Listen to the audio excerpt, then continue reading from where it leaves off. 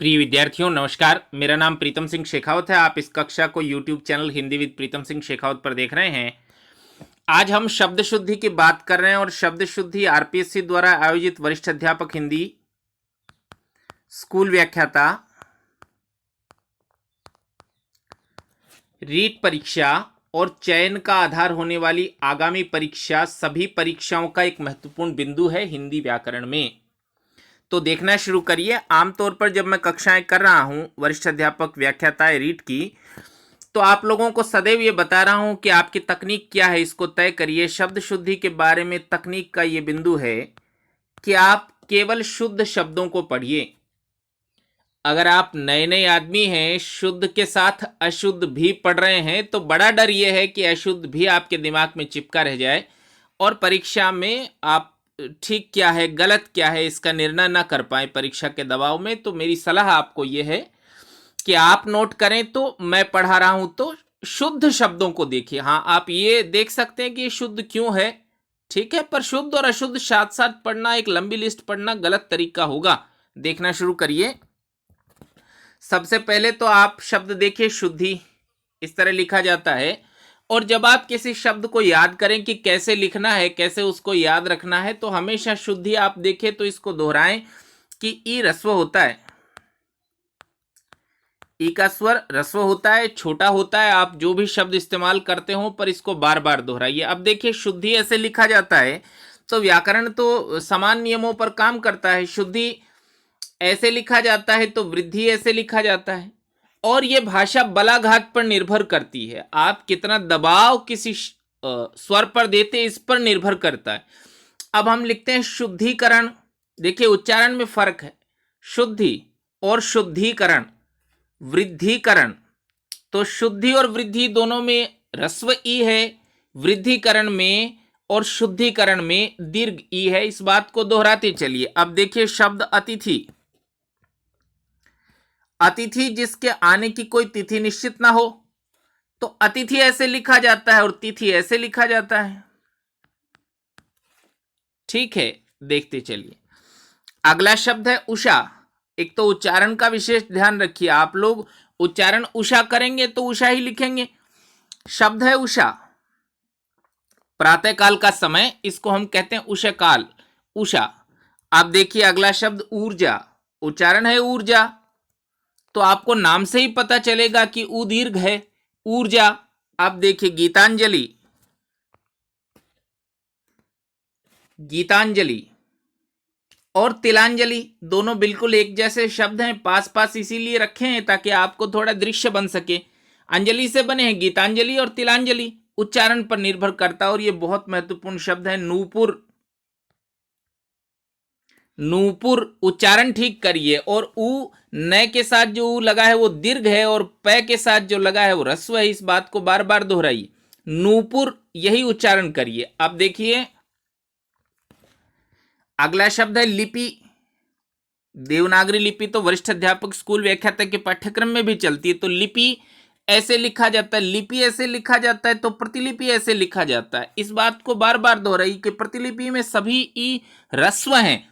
इस बात पर ध्यान केंद्रित करिए और ये तब हो सकेगा जब आप केवल शुद्ध शब्द लिखेंगे। मैं अपने हिसाब से जो महत्वपूर्ण है, जो गलत होने जैसे हैं, जो परीक्षाओं में अक्सर आते हैं, उनको लिखाऊं। आपके पास जो शब्द शुद्धि की जो भी पुस्तक है, नवीन हिंदी रचना व्याकरण है, हिंदी रचना और प्रबोध है, डॉक्टर राघव प्रकाश की पुस्तक है, जिस भी गाइड से आप पढ़ रहे हो, केवल शुद्ध शब्दों की सूची बनाइए, लिपि और प्रतिलिपि। अगला शब्द देखिए प्रतिनिधि। जो प्रतिलिपि के साथ है वही प्रतिनिधि के साथ है। ई सभी ई ह्रस्व हैं। अब देखिए अगला शब्द, इसका तो उच्चारण भी बहुत अशुद्ध है विद्यार्थियों का, वो भ्रांतिवश इसको कुछ और समझ बैठे हैं। ये शब्द है सहस्र। सहस्र का अर्थ है हजार। सहस्र का अर्थ क्या है? हजार। तो आप इसको भूलवश त्रय समझ बैठे हैं, ऐसा है नहीं, ऐसा बिल्कुल नहीं है। ये स है और इसके साथ लगा हुआ है रेफ, ये बिल्कुल जुड़ा हुआ है, एकदम अलग अलग नहीं है। इसको ध्यान से देखिए। शब्द है सहस्र, उच्चारण करिए सहस्र। सहस्र का अर्थ है हजार। तो विष्णु सहस्र नाम, इसका अर्थ है विष्णु के हजार नाम। आप देखिए अजस्र, शब्दों के अर्थ भी साथ देखते चलिए। अजस्र, अजस्र का अर्थ है लगातार।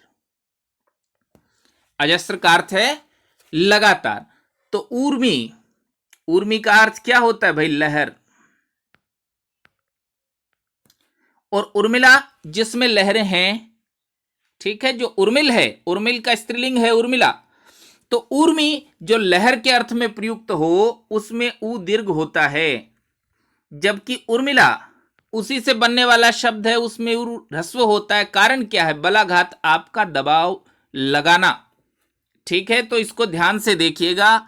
मिलते जुलते शब्दों पर अक्सर प्रश्न पूछे जाते हैं, जैसे भगीरथ, वो जो राजा गंगा लाए थे उनका नाम था भगीरथ। अब उनका नाम ही है भगीरथ, तो जो वो नदी लाए उसका नाम है भागीरथी। इस बात को शुद्ध करिएगा आप। जो राजा नदी लाए उनका नाम है भगीरथ, राजा का नाम है भगीरथ, तो नदी का नाम है भागीरथी। आप देखिए शब्द त्योहार, जिस साल मैं स्कूल व्याख्याता चयनित हुआ उस साल संभवतः प्रथम प्रश्न पत्र में यह प्रश्न पूछा गया था, त्योहार। तो उच्चारण ठीक करिए, त्योहार। अब आप उच्चारण ही करेंगे त्योहार तो परीक्षा में यह आपको सही लगने लगेगा भैया। इस बारे में कोई कुछ नहीं कर सकता, बिल्कुल ठीक एकदम गलत है। त्योहार उच्चारण है त्योहार। अब देखिए न्योछावर, त्योहार के निकट इसलिए लिखा हूं कि आपको बिंब बन सके। जैसे त्योहार में ओ का स्वर है, वैसे ही न्योछावर में भी ओ का स्वर है। अब शब्द है आहूति, आहूति। अगला शब्द देखिए इकाई। बहुत लोग इसका अंतिम ई जो है वो ह्रस्व लिख देते हैं, गलत होगा, बिल्कुल गलत होगा, इकाई। ठीक है, अगला देखिए ऊहापोह। ऊहापोह किसे कहते हैं? ऊहापोह किसे कहते हैं? ऊहापोह एक स्थिति का नाम है जहां आप कोई निश्चय नहीं कर सकें, ये करें कि वो करें, इस स्थिति को कहते हैं ऊहापोह। अगला शब्द देखिए कैकेयी। उच्चारण को साथ ठीक करिए, मेरे साथ दोहराइए, कैकेयी। जब कैकेयी नाम लेंगे आप, जब उच्चारण ये करेंगे तो कैकेयी ही लिखा जाएगा। उच्चारण अगर केकई है तो गड़बड़ होगा। ठीक है, अगला देखिए कैलाश। स्वर्ग के अर्थ में भी ये शब्द मिलता है, कैलाश। ठीक है, अब न जाने किस नियम से हमने ये लिखना शुरू किया, बिल्कुल गलत होगा।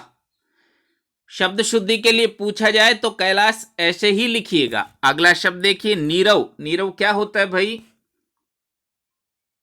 जहां बिल्कुल शांति हो, जरा भी सन्नाटा, जरा भी हलचल जहां नहीं हो, उस जगह को कहते नीरव। तो ई का स्वर दीर्घ होता है।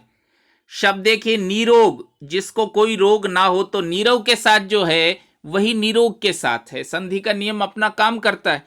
जब हम संधि पढ़ेंगे, उपसर्ग प्रत्यय पढ़ेंगे तो आपको चीजें थोड़ी और स्पष्ट होंगी, पर हाल फिलहाल मैं अधिक नियमों की पेचीदगी में आपको नहीं डालकर बस इतना बता रहा हूं कि नीरोग का नी दीर्घ होगा और निरोग का नी भी दीर्घ होगा। अगला शब्द देखिए नीति। उच्चारण करिए नीति। ई का स्वर दीर्घ है न पर और तय पर ह्रस्व है। अब जैसे नीति है वैसे ही राजनीति है,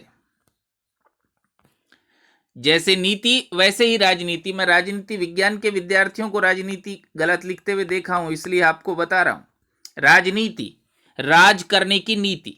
अब देखिए श्रीमती, दीर्घ होगा ई का स्वर। अक्सर तो परीक्षा में जब वो प्रश्न पूछा जाता है तो इसको ह्रस्व किया जाता है, दीर्घ होगा, विशेष बल दीजिएगा इस पर। अब देखिए पति, तो आप छोटा बोल रहे पति, तो ई का स्वर ह्रस्व है, और पत्नी तो ई का स्वर दीर्घ है। इसको विशेष रूप से याद रखिएगा। परीक्षित, परीक्षित क्या होता है भाई? जिसकी परीक्षा की जा चुकी है, जिसकी भली भांति परीक्षा ली जा चुकी है, जैसे आप लोगों की ली जाएगी, इसको कहते हैं परीक्षित, जिसकी परीक्षा हो चुकी है। अब देखिए परीक्षा, संधि के नियम को ही देख लीजिए। परियोरीक्षा,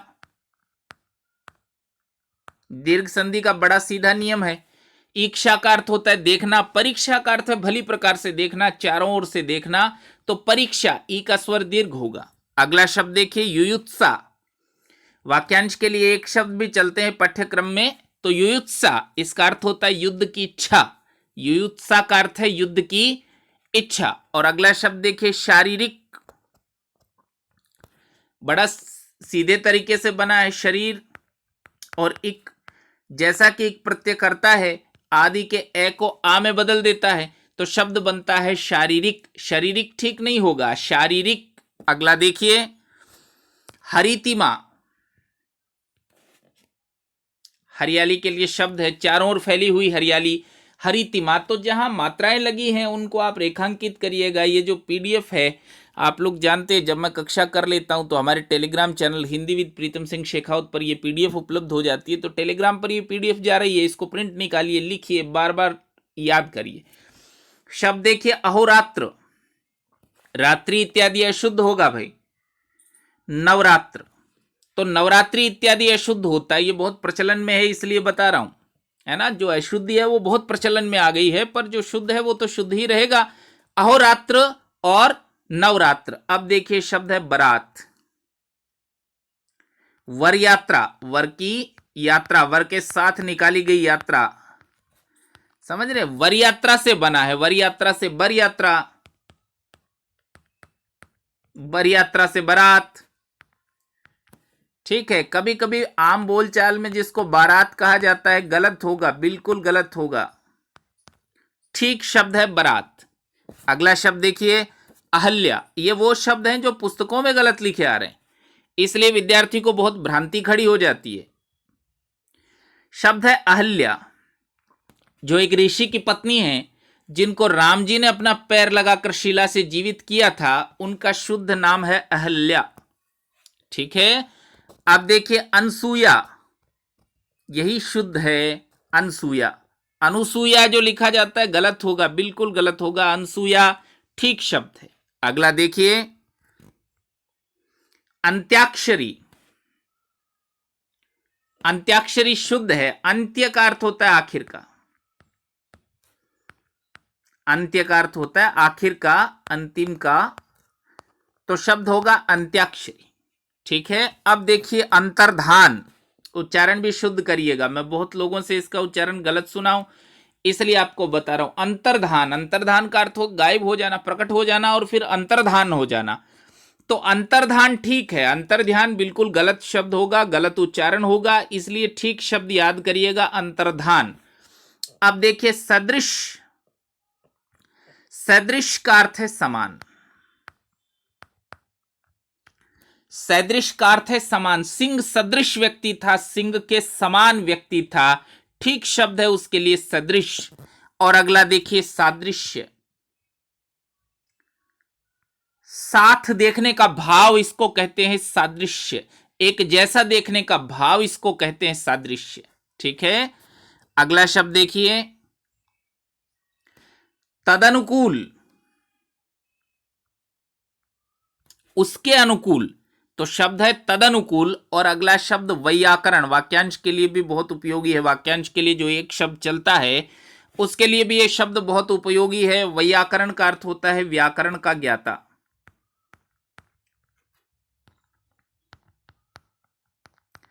वैयाकरण का अर्थ है व्याकरण का ज्ञाता। अगला शब्द देखिए गण्यमान्य, जो मान्य लोगों में गिना जाए उसके लिए शब्द है गण्य मान्य। अशुद्धि बहुत लोकप्रिय है इसलिए बता रहा हूं, गणमान्य बिल्कुल गलत होगा। शब्दकोशों में, व्याकरण की पुस्तकों में, हर जगह गण्यमान्य आप देख सकेंगे उसको। और अगला शब्द देखिए, एक ऋषि का नाम है, उच्चारण तो खास ही ठीक करिएगा, याज्ञवल्क्य, याज्ञवल्क्य। तो ये ऐसे लिखा जाता है, लय और कै दोनों हलंत हैं। ठीक है, अगला शब्द मिष्टान्न, कैसे बना है इसको देख लीजिए, याद रखने जैसा शब्द है। मिष्टान्न, मिष्ट यानी मीठा, और अन्न का अर्थ है अनाज। मिष्टान्न मीठा अनाज। मैं राजस्थान के जिस इलाके में रहता हूं वहां मिठाई को मीठा धान इत्यादि भी कहते हैं, ठीक अनुवाद है। मिष्ट अन्न उसका ठीक अनुवाद है मीठा ध्यान इत्यादि। अगला देखिए शब्द है अधिशासी, अंग्रेजी में बहुत अच्छा पर्याय है इसके लिए एग्जीक्यूटिव, अधिशासी। तो जो अधिशासी अधिकारी हैं, अधिशासी अभियंता हैं, उनके चैम्बर के बाहर भी ये नाम आपको गलत लिखा मिलेगा। आप लोग तो याद रख लीजिएगा, ये शासी शासन से बना है, इसलिए ठीक होगा अधिशासी, ये दंत्य श ही ठीक होगा। आप कहीं कहीं मूर्धन्य श देखेंगे, बिल्कुल गलत होगा। अगला देखिए, जुकाम, आम बोलचाल में इसको जुखाम कहा जाता है, बिल्कुल गलत होगा जुकाम। मेंढकी को भी जुकाम एक मुहावरा है हिंदी में, ठीक है। अगला शब्द देखिए, उल्लेख। तो बहुत साधारण शब्द है, बस ये बताने के लिए लिखा है कि उल्लेख से जो शब्द बनता है वो उल्लिखित होगा। उल्लेख किया गया यानी उल्लिखित है। कभी कभी कुछ पुस्तकों में उसे उल्लेखित लिख दिया गया है, बिल्कुल गलत होगा। उल्लेख से जो शब्द बनता है वो उल्लिखित है, ठीक है। और देखिए, अनुवाद साधारण शब्द है, अनुवाद से जो शब्द बना है वो अनुदित है। रचना अनुदित होती है, तो उ दीर्घ है और ई का स्वर ह्रस्व है, इसको याद करिएगा। अब देखिए, अगला शब्द है हरिण। अगला शब्द है हरिण। संस्कृत में शब्द यही है हरिण, हिंदी में न जाने किस भ्रांति से वो हिरण हो गया है। ठीक शब्द है हरिण। अगर शब्द शुद्धि के लिए पूछ ही ले तो इसका मतलब वो चाहते ही हैं कि आपको पता हो कि हरिण कहा जाता है उसे, ठीक है। तो देखिए, शब्द है अनुग्रह। अनुग्रह से जो बनने वाला शब्द है वो परीक्षा में आने वाला शब्द है अनुग्रह, तो शब्द बनता है अनुगृहीत। मैं एक से अधिक बार कक्षाओं में ये शब्द बताया हूं, अनुगृहीत। संग्रह तो संग्रहित, ठीक है। अगला शब्द देखिए, आशीर्वाद। शी के बाद रह आता है तो बाद में ही लिखा जाता है। आशीर्वाद आप उच्चारण करके देखिए तो बाद में आ रहा है तो बाद में ही लिखा जाएगा। इस शय के साथ जो लगा दिया जाता है तो वो तो आ के बाद हो गया, फिर उच्चारण होगा आशीर्वाद। समझ रहे हैं। अगला शब्द ये बहुत महत्वपूर्ण है, मैं एक से अधिक परीक्षाओं में ये शब्द देखा हूं, मुहूर्त। उच्चारण ठीक करिए, मुहूर्त। जब आप उच्चारण करेंगे मुहूर्त तो लिखा भी जाएगा मुहूर्त। अगला देखिए, अत्यधिक। यण संधि अति उपसर्ग का उदाहरण देखिए, अति और अधिक तो मिलके बना देते हैं अत्यधिक, ठीक है। अगला देखिए, अभयारण्य। अभयारण्य, आप तो राजस्थान का भूगोल इत्यादि पढ़ते हैं, भारत का भूगोल इत्यादि पढ़ते हैं, इसलिए अशुद्धि के होने की संभावना ज्यादा है। भूगोल की पुस्तकों में लिखा है अभयारण्य, अभयारण्य बन ही नहीं सकता। ये शब्द के बनने की कोई गुंजाइश ही नहीं है। अभय और अरण्य, वो जंगल जहां कोई डर नहीं है। अभयारण्य का अर्थ क्या है? वो जंगल जहां कोई डर नहीं है, तो ठीक शब्द होगा अभयारण्य। अगला देखिए, शब्द है अभ्यंतर।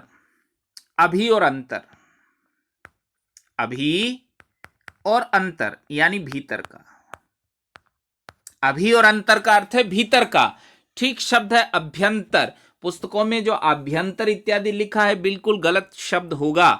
अगला देखिए, पुनरावलोकन। ये तो आप राजनीति विज्ञान में बहुत जगह शुद्ध देख चुके हैं, इसलिए इसकी व्याख्या भी बहुत अपेक्षित है। भारतीय संविधान में न्यायिक पुनरावलोकन की व्यवस्था है, वो भ्रांतिवश पुनरावलोकन कह दिया गया है। शब्द बनता कैसे, इसको देखिए, पुनर रे हलंत है और अवलोकन, तो अब इसको ए का स्वर मिला है तो ये ए ही तो होगा, आ तो हो नहीं सकता, तो ठीक शब्द है पुनरावलोकन। अगला शब्द देखिए, उज्ज्वल। प्राय विद्यार्थी जब शब्द शुद्धि पढ़ना शुरू करता है तो सबसे पहले ये शब्द उसके मित्र, साथी, पुस्तकें इत्यादि बता देती हैं। उज्ज्वल, तो उज्ज्वल से शब्द बनता है प्रोज्वल। उज्ज्वल और प्रोज्वल में तो बस प्रय उपसर्ग का अंतर है। प्रय लगा है तो शब्द बन गया है प्रोज्वल, और सम लगा है तो शब्द बन गया है समुज्वल। लेकिन एक बिल्कुल अलग शब्द है प्रज्वलित। पेपर सेटर जब पेपर बनाते हैं तो उनको पता है कि आपको उज्ज्वल, प्रोज्वल, समुज्वल सब पता है, इसलिए वो शब्द लिखते हैं प्रज्वलित और उसको थोड़ा अशुद्ध लिख देते हैं। ये दोनों ज्यादा थे, ये गलत हो जाएगा। ज्वाला से बना है, समझ रहे ना, ज्वाला से बना है तो प्रज्वलित, ठीक है, ज्वलित और उसके आगे पे, तो एक ही जय होगा और वो हलंत होगा। अगला शब्द देखिए, अनधिकार बना कैसे, संरचना देख लीजिए, अन विसर्ग है और अधिकार, तो न पूरा हो गया, तो शब्द बन गया अनधिकार। ठीक है, अगला शब्द देखिए, निरवलंब, तो निर रहलंत है और उसके साथ लग गया अवलंब, तो शब्द बन जाएगा निरवलंब। ठीक है, अगला शब्द देखिए, ऐश्वर्य, और उससे अगला शब्द कवित्री। बहुत साधारण शब्द है लेकिन महत्वपूर्ण शब्द है, परीक्षाओं में अक्सर पूछ लिया जाता है। रचयिता, कुछ विद्यार्थियों को बचपन से ये रचयिता सुनाई देता है, इस सुनने का भी दोष है, शुद्ध लिखने में बिल्कुल गलत है। ठीक शब्द है रचयिता, जिसने रचना की है। अगला शब्द देखिए, अंत्येष्टि, तो ई ह्रस्व होता है, इसको याद रखिएगा, अंत्येष्टि। शब्द है दुरावस्था, दुरावस्था वैसे ही बना है जैसे निरवलंब, दुर और अवस्था।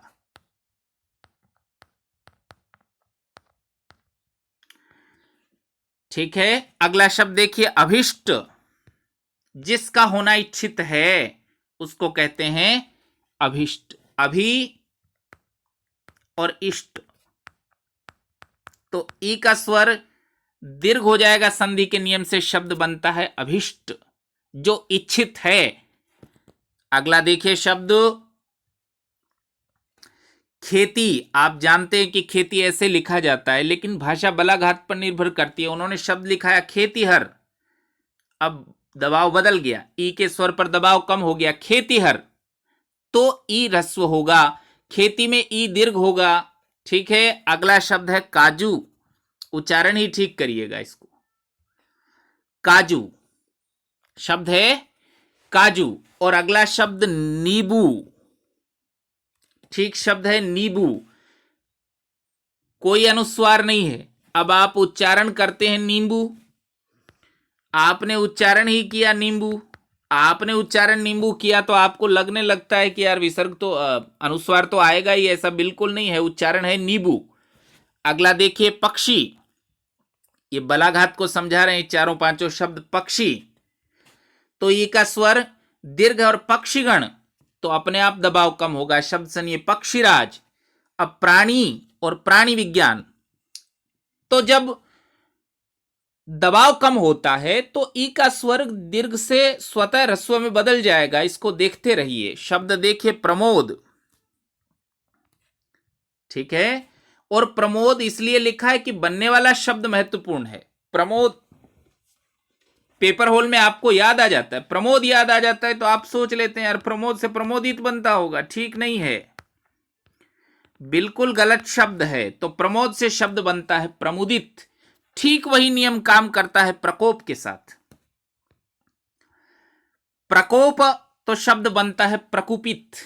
और दंपति, ये भी स्कूल व्याख्याता भर्ती में पूछा गया प्रश्न है भाई, दंपति, तो ई का स्वर दीर्घ होगा। और शुश्रूषा, ये भी बहुत पूछा गया प्रश्न है, बहुत पूछा गया प्रश्न है, बार बार पढ़कर इस शब्द को तैयार करिए कि तालव्य शय के साथ जो ऊ है वो ह्रस्व है और श्रु के साथ जो है वो दीर्घ है। शुश्रूषा कहते किसको है? शुश्रूषा का अर्थ है रोगी की परिचर्या, जो कष्ट में है उसकी सेवा, समझ रहे ना, सेवा साधारण सेवा तो सेवा है ही, जो रोगी की सेवा है या जो कष्ट में है उसकी सेवा, इसको शुश्रूषा कहते हैं। ठीक है, अगला शब्द देखिए, शब्द है श्रुतलेख, सुनकर लिखा जाए, ठीक है ना। श्रुतिलेख ठीक नहीं है क्योंकि श्रुति वेदों के लिए भी है, इसलिए व्याकरण में ठीक शब्द है श्रुतलेख, इसको ठीक करिए भाई, श्रेय पूरा है, श्रुतलेख, ठीक है, इसको पूरा करिएगा। अगला शब्द देखिए श्रृंगार, अगला शब्द देखिए श्रृंगार। अब देखिए ऐसे तो होगा ये श्रेय और ऐसे होगा श्री। ये जो लिखा दिखाई दे रहा है आपको, ये रे है, रेफ है। अब रेफ आप लगा देते तो री का उच्चारण नहीं होता, तो हमको री का उच्चारण ही करना है, तो शब्द होगा श्रृंगार। उसके साथ रेफ नहीं होगा। श्रुतलेख में भूलवश नहीं लिखा गया है, इसको ठीक कर लेना, इसको ठीक कर लेना। इसके साथ होता है रेफ, श्रुतलेख। अगला देखिए महात्मा।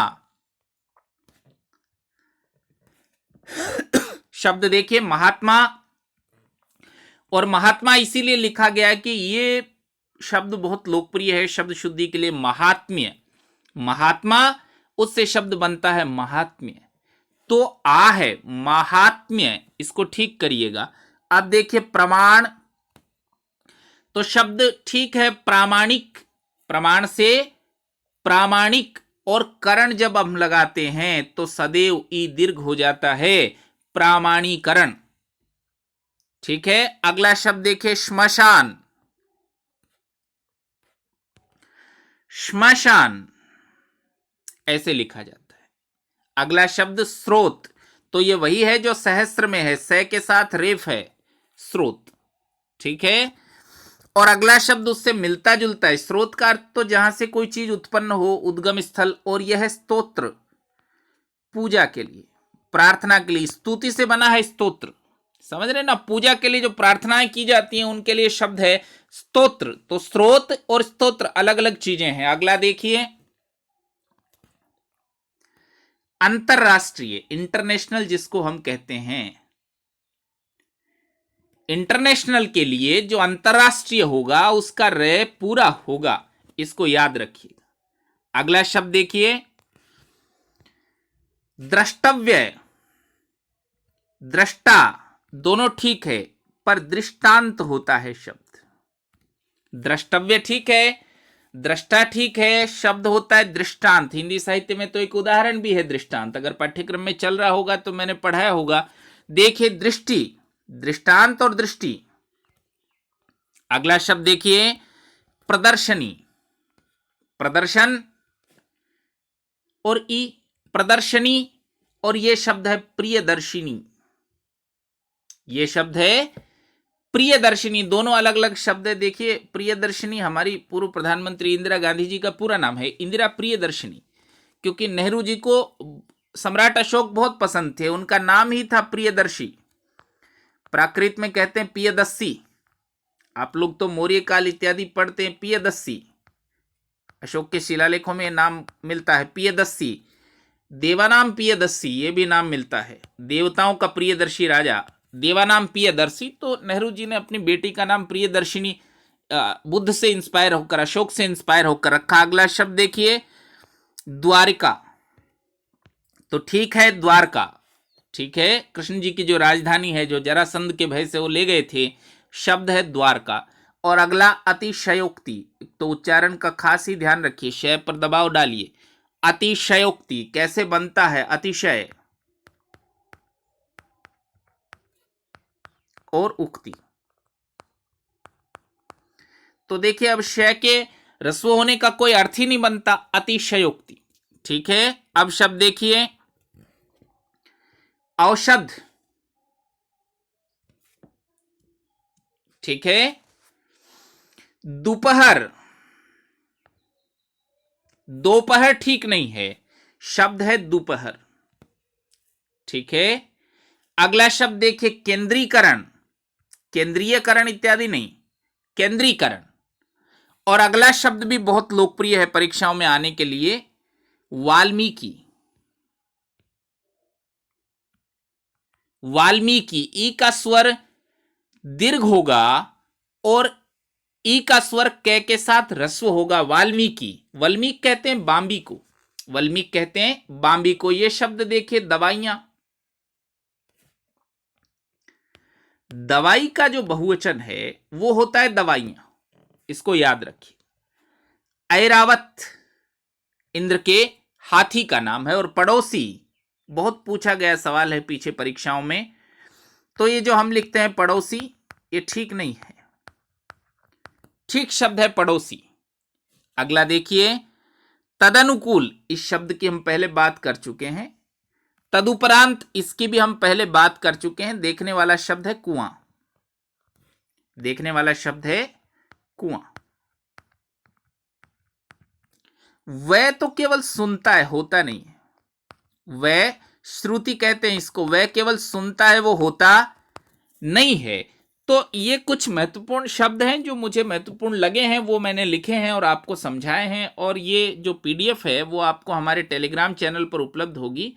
यही नाम टेलीग्राम चैनल का भी है, हिंदी विद प्रीतम सिंह। वहां आप जाकर इस पीडीएफ को प्राप्त कर सकते हैं, बार बार पढ़कर इसको तैयार कर सकते हैं। आप लोगों को बहुत बहुत धन्यवाद।